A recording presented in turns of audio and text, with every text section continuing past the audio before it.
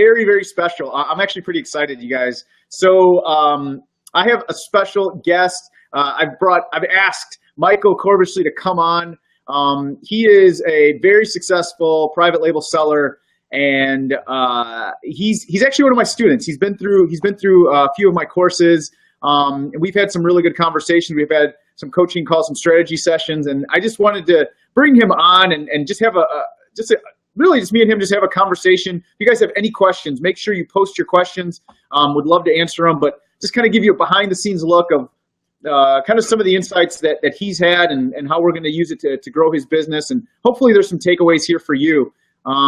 So cool. Hey, Michael, thanks for coming on, man. This is cool. I got my first guest on eCom Underground Daily. Yeah, no, it's a privilege for me to be the first, and no, this is very cool for me. So thanks for letting me hang out and jam with you guys this afternoon. Awesome. Yeah. So we've talked about a lot of cool things, and obviously we'll keep your exact brand, private and all that, but you're in a pretty cool space, and you started OA and retail ARB before ever really getting to the private label side, right? Yeah, so I've been selling for about 2.5 years now, and so kind of broke into selling on Amazon through retail arbitrage and online arbitrage. Learned a lot from Chris Green, who was back in the early days, and kind of what I saw was how much potential there was on the Amazon platform, but I also recognized things were constantly changing. And so one of the things that I really wanted to try to do, even in the beginning there, was just try and test a whole bunch of different things. So, I really was diverse in the type of product, how I was sourcing them. And so at that point, I really kind of ended up really sort of more focused on private label and wholesale. I would say that's probably 90 to 95% of my business at this point. And during fourth quarter, I'll still do some of the retail arbitrage just because there is some pretty good money to be made. But really just trying a whole bunch of different things and trying to figure out what was the best model for me. I think one of the pitfalls that I've seen some other sellers come into is they try to exactly replicate what somebody else is doing. And for me, it was just trying to pull a little bit from different courses that I took, different conversations that I had, really kind of make it my own and test and see what would work for me, because there's just so many different factors that can shape, how your business is going to be successful. That's awesome, man. Yeah, and it's really good because I know that everyone's at different stages, and that's why I did want you to come on, because I know you've been through every stage, and it's cool that you're doing the wholesale side too. I know there's probably more private label sellers than anything here in eCom Underground and in the group. So they're probably their ears perk up more when they hear the private label stuff, but I mean, wholesale is still a great opportunity. What would you say is the split right now? Or is it your revenue? Is it mainly private label, or do you still, are you growing the wholesale side? Where do you stand there on that split? Yeah, I would say it's probably 80 to 85% private label.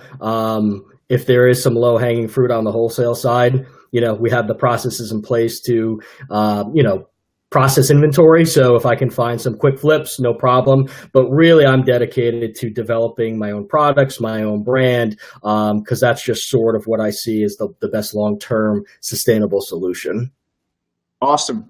So that's perfect, because that kind of segues into some of the stuff we talked about in our last session and our last strategy session. And that's really as we were going through it, literally, you didn't know this, but as we're going through the strategy and laying out a game plan and mapping this out, I was literally thinking, like, I would love to have you on to talk about this. And just to share a little bit of kind of the stuff we talked about, because I think it's beneficial for everyone. And I know you got some insights from it. So I don't know if you want to kind of share a little bit of what we had talked about, or what maybe some of the takeaways were for you, and we can maybe flesh those out a little bit on the call. Yeah, cool. I think that sounds good. So I've taken a couple different of the courses that you've offered, really mainly because, it's probably just the type of personality that I am, is I'm one of those people who's afraid it's always going to go away. And so I'm always trying to proactively look down the road and kind of figure out, things are great right now, but what if the market shifts? And things, as we've seen, particularly in the private label industry, it can shift overnight. So how do you kind of find the right strategies and tools to sort of continue to add to your business. And so that's where you and I have sort of been working together is, yeah, we need to maximize the tools and opportunities right now, but so how do we start putting some things in place so we're really growing and developing a brand so we have some really long-term staying power and we're not as dependent on the Amazon platform. Sure. I think there are people who make a ton of money just putting products on Amazon as sort of a commodity and selling it. There's nothing wrong with that. I think you can make a lot of money doing that.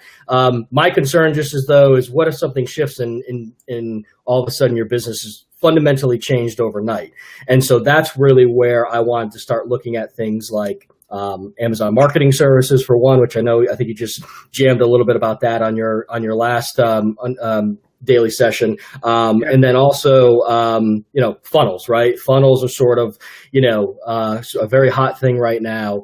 And when I sort of hearing you talk, one of the things and the light bulb just sort of went off for me was, you have, in one respect, you have this opportunity for Facebook, which is just this unbelievable sort of source of people and who are, and you can get all this unbelievable data on them. And then you have this buying platform on Amazon where we're creating these products. Well, what if there's a way we could marry the two? And so now we have sort of these two behemoths working together.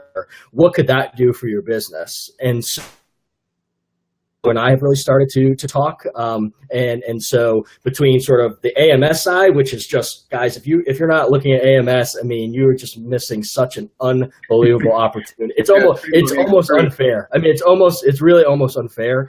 So definitely recommend everybody really, really take a look, figure out what you got to do to get involved with that. Talk to Brian, follow, so he's got a lot of awesome content. Even if you don't want to do the course per se, but just sort of, I was actually just looking in one of, ad, and I have about $865 in sales with an ACoS of about 15%. And so the cool thing about that is those are all brand new products for me as well. So I'm not making a ton of money on them, but it's really gaining the sales velocity, which I know is going to help me in other areas. So, for me, I think that's sort of the key thing. And when we talked, Brian, on our last coaching call, it was, okay, how do we really take a look at this funnel thing and how do we integrate it into sort of the success that we're having on Amazon? And how do we use that as sort of an accelerator to grow our business to the next level? Yeah, awesome. And one of the things I really love that we talked about, because we got into pretty good depth, and it's one of the things I talked about a few weeks ago was this idea of message and really understanding that every product, at the most basic level, you have to have a promise. There has to be a benefit, right? I mean, you get a cell phone case, it'll protect your phone. You get earbuds, you're going to be able to hear music. You get a car, you'll be able to get from point A to point B safely. And that's fine. Like, a promise is the benefit of your product.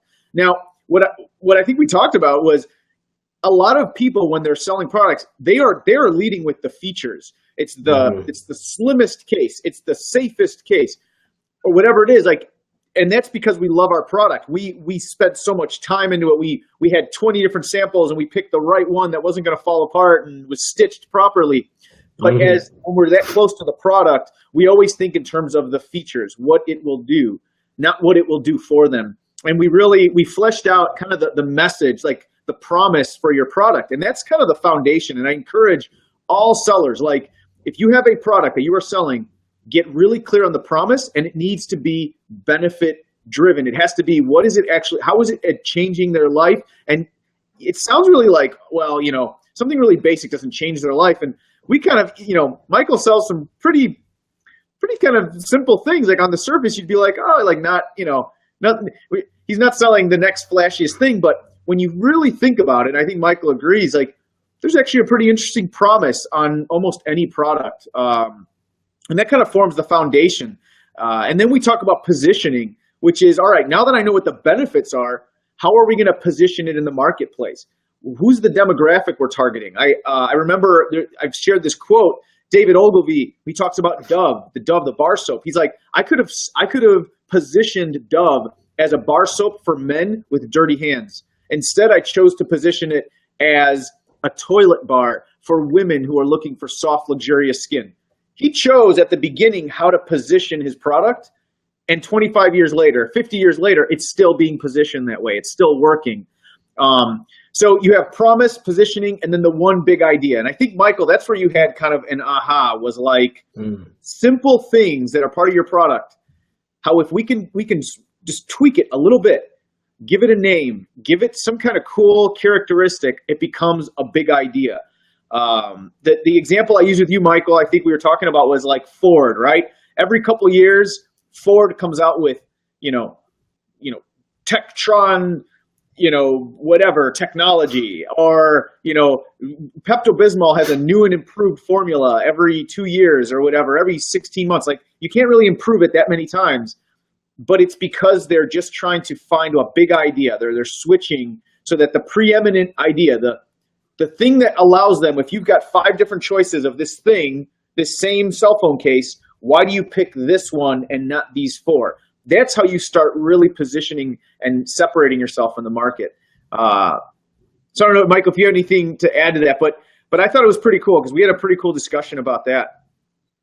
Yeah, no, totally. And I think what I was just looking at my notes from our call, and sort of what I underlined and put an asterisk next to was just keep asking yourself, so what? Like when you're writing the descriptions, because I kind of kept falling into the pitfall of just, here are the cool features, but it's like, okay, so what? Like, what is that going to do? And in no way, I'm sure, Brian, you're saying the same thing. It's like, you don't want to be like a sleazy, disingenuous marketer, but really, I mean, there are benefits to your product that you guys probably don't even realize. And that was sort of the exercise that Brian and I went through. We just went through a couple of my products and we were kind of going through that, so what? And so it really was just, nothing that I said was necessarily untrue, but it was just a totally different way to position it. And I'll have to show, I'm watching a new product and I wrote a listing last night, Brian. It was, first of all, it went so much faster than the other ones I've done. And there are, a couple, really kind of cool buzzwords that I put in there. It's awesome. I mean, it's awesome. You're like, I want to buy this. No. So I mean, I think that's just such an important distinction. If you are writing your own listings, definitely keep asking yourself, so what? If you're talking, and you can really kind of figure out some cool features that, your customers will really appreciate, and it'll separate you from other sellers for sure. Awesome. And what you're going to end up doing, Michael, and we'll end up talking about this probably, I'm sure, is that same list you created. That's now, you were talking about the power of Facebook.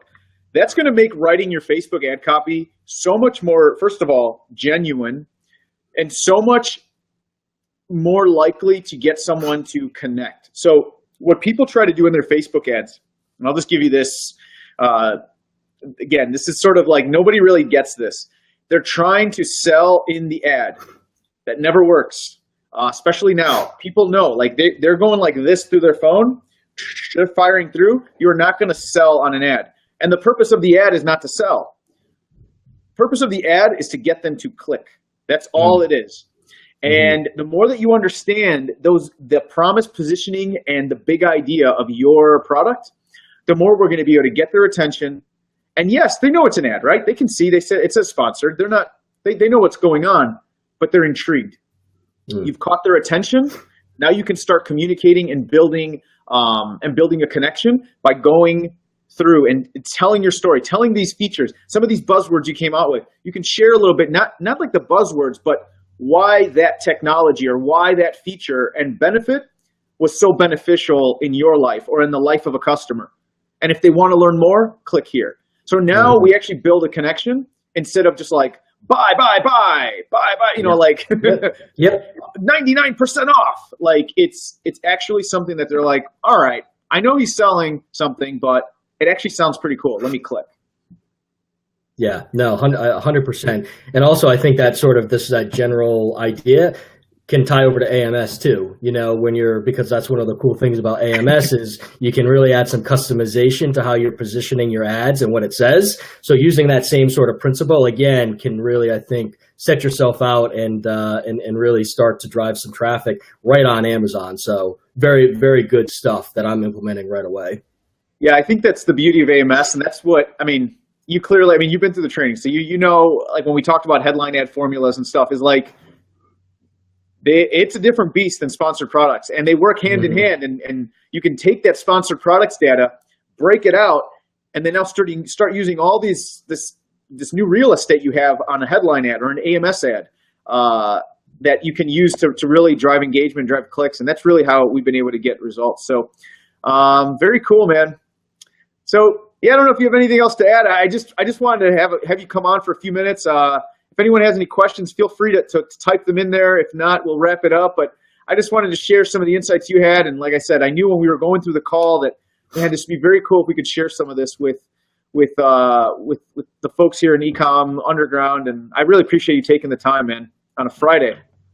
Yeah, no, well, it's very cool for me to be on here. And, what I was saying to Brian is one of the cool things is, you always kind of hear, get a good mastermind or good mentors. And it's like, Brian and I hadn't really talked a ton, but what I was explaining to him, I was like, man, you've really, really impacted my business, because the great thing about, sessions like this and podcasts, which is where I originally found him, is you really can kind of get into the brains of some of these people who are doing what you want to do. So it's really, really cool for me to be on here. So I appreciate the opportunity. To kind of share some of the value that you've given me. And yeah, definitely I'm going to continue to follow you, because, the path is ever winding, and I'm sure there are going to be some more twists and turns. Awesome, man. Yeah. And as much as there's some things that I feel like I understand, I'm always out there a student myself and trying to bring back some of the best stuff, not only in e-commerce, but some of the best stuff in other niches and stuff that we can use in this business. So it's an honor, man, and it's a pleasure, and I appreciate you and appreciate you taking the time. Yeah, man. Sounds good. We'll definitely be talking soon. All right, dude. Talk to you later. Bye, guys. Later.